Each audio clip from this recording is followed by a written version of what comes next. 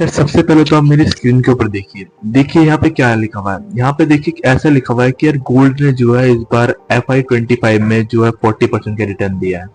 यानी कि जो हमारा गोल्ड है उसने इस बार फाइनेंशियल ईयर 2024 और 2025 या फिर यानी कि एक साल में 40% का रिटर्न दिया है।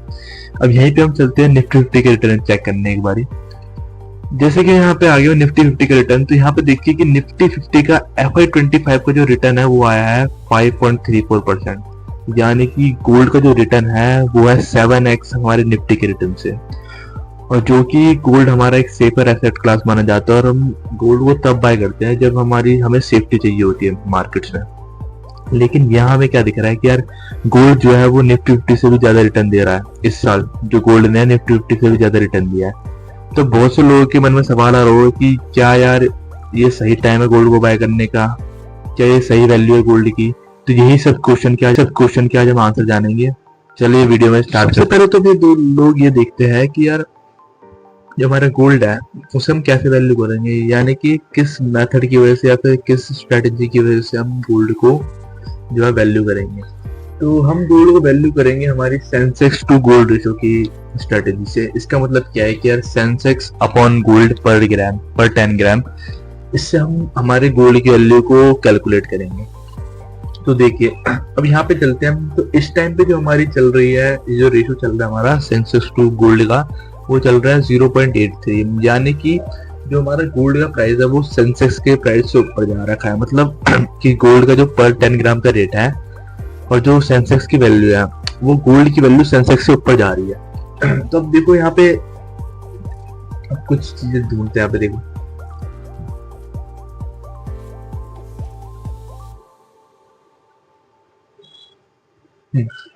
तो देखो हाउ दिस इंडिकेटर वर्क्स देखते हैं। अब देखो यहाँ पे देखो क्या लिखा हुआ है, Sensex to gold serve relative valuation tool between the gold equity and gold.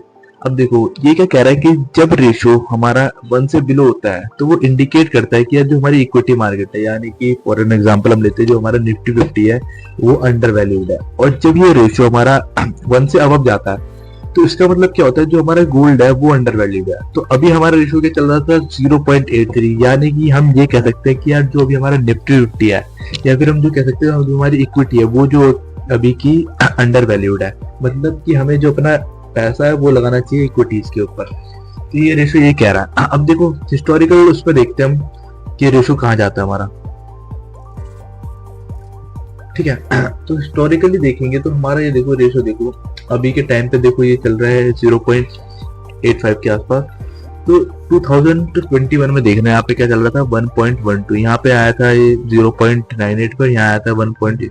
तो ये 1 के आसपास के अराउंड मूव करता रहता है। लेकिन जो अभी इस टाइम का रेशो चल रहा है ये सबसे लो पे चल रहा है। मतलब 2021 से अराउंड 4 सालों से जो अभी तक इसका लोएस्ट है वो इस टाइम पे चल रहा है। मतलब कि 2021 से इक्विटी मार्केट जो थी थोड़ी हमारी ओवर वैल्यूड थी, जो कि अब आई है हमारी अंडर वैल्यूड की कैटेगरी में।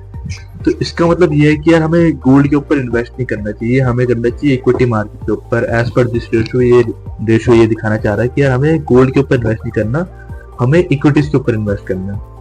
तो जरा कुछ फैक्टर देखते हैं जिससे हमें पता चलता है कि यार गोल्ड किस किस फैक्टर से बढ़ता है फिर घटता है। तो यार देखो यहाँ पे कुछ फैक्टर है जिसकी वजह से हमारे गोल्ड के प्राइस में अप मूवमेंट आता है फिर डाउन मूवमेंट आता है। देखो सबसे पहला क्या होता है कि हमारा जो ग्लोबल इकोनॉमिक अनसर्टेनिटी है। मतलब यार जो ग्लोबल मार्केट में कुछ भी प्रिडिक्टेबल नहीं होता। मतलब कि जैसे अभी इस टाइम पे अभी रिसेंटली हमारा ट्रम्प टैरिफ जो था, हमारा वॉर चल रही थी, टैरिफ वॉर चल रही थी, जो ट्रम्प और बेसिकली चाइना के ऊपर ज्यादा उसका इम्पैक्ट पड़ रहा था। तो वो क्या थी उस टाइम पे ग्लोबल मार्केट जो थी अनसर्टेनिटी थी। अब उस टाइम पे आप चार्ट में देखोगे तो आप देखोगे कि यार गोल्ड के प्राइसेस बहुत ज्यादा बढ़ गए थे। जिस टाइम पे ग्लोबली अनसर्टेनिटी होती है, मतलब हम प्रेडिक्ट नहीं कर सकते, हम कुछ नहीं बता सकते थे उस टाइम पे कि यार ट्रम्प कितने टैरिफ लाएगा या फिर चाइना कितने टैरिफ लाएगा ट्रम्प के ऊपर। तो अगर ग्लोबल अनसर्टेनिटी होती है तो उससे क्या होता है हमारे गोल्ड का प्राइस अप जाता है हमेशा। अब सेकंड क्या होता है इंटरेस्ट रेट वॉलेटिलिटी। मतलब कि अब जैसे आप लोगों ने कुछ चीजें सुनी होंगी कि जो फेड होता है वो हमारा इंटरेस्ट रेट कट करता है फिर बढ़ाता है। अब अगर उस टाइम पे हमें पता ना हो कि यार ये बढ़ाएगा कम करेगा या फिर मतलब ऐसा होता है कि ड्रास्टिक चेंज आने वाला है हमारे इंटरेस्ट रेट के ऊपर, तो वो भी हमारी गोल्ड को बहुत ज्यादा इम्पैक्ट करता है कि अगर कोई ड्रास्टिक चेंज आने वाला है या फिर कोई वॉलेटिलिटी ज्यादा है, मतलब हमें नहीं पता, मतलब ऐसे बहुत ज्यादा चांसेस है कि यार एकदम से एकदम ऊपर भी जा सकते हैं, एकदम नीचे भी जा सकता है, तो क्या होता है, तो भी गोल्ड के प्राइसेस जो है अब जाते हैं। अब थर्ड रीजन क्या है, वीकनिंग ऑफ यूएस डॉलर। अब आजकल क्या, मतलब 2020 के बाद क्या चल रहा था यार, मतलब पिछले डेकेड से ये चीज चल रही है कि यार हम यूएस डॉलर को एक अपनी मेन करेंसी नहीं बनाएंगे। मतलब आजकल जो आप देखोगे कि फॉरेन जो रिजर्व्स है वो यूएस डॉलर्स पे ही होता है, लेकिन अब जो पूरी वर्ल्ड है वो यूएस से अपनी डिपेंडेंसी हटाना चाहती है, और वो क्या चाहती है, कोई और सी करेंसी ढूंढना चाहती है जो कि यूएस की मोनोपोली को तोड़ दे, यूएस के जो डॉलर के ऊपर मोनोपोली चल रही डॉलर की उसको तोड़ दे। तो ऐसा करने से क्या होगा यार, क्योंकि इससे क्या होता है, हमारा यूएस का ना पूरी वर्ल्ड को कंट्रोल करता है। जैसे कि अभी बीच में जो हमारा ट्रम्प टैरिफ वॉर था, उसमें भी वो अपनी डॉलर्स की पावर की वजह से ही हम सबको कंट्रोल कर पा रहा था, हम सब पे टैरिफ लगा पा रहा था, यही रीजन था। और अगर जितना जितना हमारा डॉलर वीक होता जाएगा उतना हमारा गोल्ड का प्राइस बढ़ता जाएगा, क्योंकि लोग प्रेफर करेंगे गोल्ड को इंस्टेड ऑफ यूएस डॉलर अपनी रिजर्व करेंसी रखने में। और चौथी चीज क्या है यहाँ पे कि जियो पॉलिटिकल टेंशन, मतलब कि यार अभी जैसे कि अभी तो इंडियन पाकिस्तान की वॉर हुई थी, उससे पहले हुई थी रशिया और यूक्रेन की वॉर, तो इस टाइम पे भी जो होती है वो हमारे गोल्ड की प्राइस बढ़ते हैं, क्योंकि अनसर्टेनिटी नहीं होती है, मतलब कुछ प्रिडिक्ट नहीं कर सकते हम लोग कुछ नहीं बता सकते कि यार कि कब क्या होगा, कब क्या हो जाए। तो इस टाइम पे क्या होता है, लोग गोल्ड को ज्यादा प्रेफर करते हैं ओवर इक्विटी, क्योंकि गोल्ड क्या है, एक सेफर एसेट है एज पर इक्विटी। तो लोग क्या सोचते हैं कि यार हम गोल्ड खरीदे ज्यादा, इसलिए गोल्ड की प्राइसेस हमेशा बढ़ते हैं जब भी अनप्रिडिक्टेबिलिटी होती होगी मार्केट में। अब आप लोगों के सामने एक चार्ट आ रहा होगा जो कि हमारा सेंसेक्स टू गोल्ड रेशियो का चार्ट।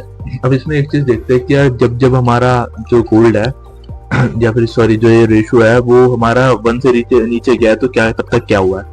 देखो सबसे पहले यहाँ पे क्या आ रहा है लिखा हुआ आपके सामने कि जब जब ये रेशियो हमारा 0.5 और 0.6 के बीच में है, तो जो हमारा 0. अब जैसे मैंने क्या बताया था कि यार अगर ये 1 से नीचे होता है तो क्या होता है, हमारा इक्विटी मार्केट जो होती है वो अंडर वैल्यूड होती है। तो हम देखते हैं कि इनका एवरेज रिटर्न क्या रहा है सेंसेक्स का। तो जब जब ये 0.2 से 0.6 के बीच में है तो सेंसेक्स का हमारा एवरेज रिटर्न रहा है हमारा अराउंड, देखते हैं क्लिक करके, एवरेज रिटर्न रहा है हमारा अराउंड 30% का। मतलब यार जब जब ये रेशियो जो हमारा रेशियो था वो 0.5 और 0.6 के बीच में आता है तो हमारा सेंसेक्स जो 1 ईयर में रिटर्न देता है वो होता है 30% का।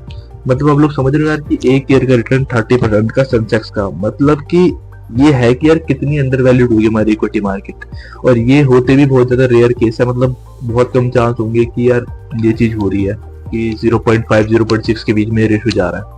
मतलब सालों में एक ही बार अपॉर्चुनिटी आती है ऐसी। अब देखो दूसरी चीज क्या है, अब सेकंड उसमें चलता है, तो ये क्या है 0.6 से 0.7 के अगर इसके बीच में हमारा रेशियो रहता है तो इसमें सेंसेक्स कितने रिटर्न देता है, अराउंड 15% के रिटर्न देता है एनुअली। अगर ये रेशियो इसके बीच में मतलब 0.6 और 0.7 के बीच में तो हमारा एनुअली जो रेट होगा हमारा सेंसेक्स का वो होगा हमारा 15% के अराउंड। अब आगे चलते हो थोड़ा, अब देखो इसमें एक चीज देखना आप लोग, देखो अब अगला आ रहा हमारा 0.7 से 0.8। अब इसके बीच में जो हमारे सेंसेक्स ने ओनली सिर्फ अराउंड 6% का रिटर्न दिया। मतलब अब देखो अगले में चलता है, अब अगले में क्या है 0.8 से 0.9 के बीच। अब इसके बीच में जो रिटर्न देता है हमारा सेंसेक्स ईयरली वो देता है 12.5% का, मतलब अराउंड 12.3% का रिटर्न देता है।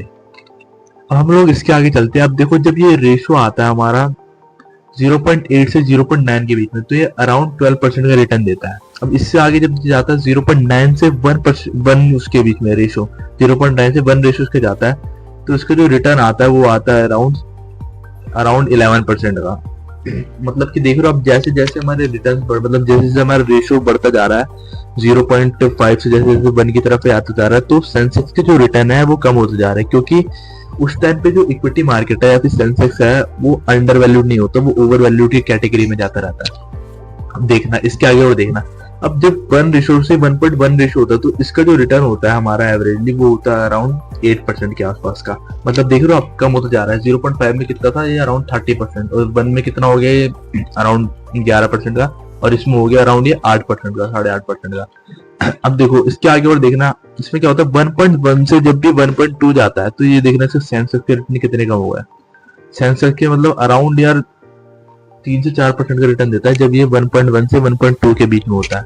और जैसे ही ये 1.2 से 1.3 के बीच में जाता तो ये अराउंड दे देता है हमें वही 5-6% के आसपास।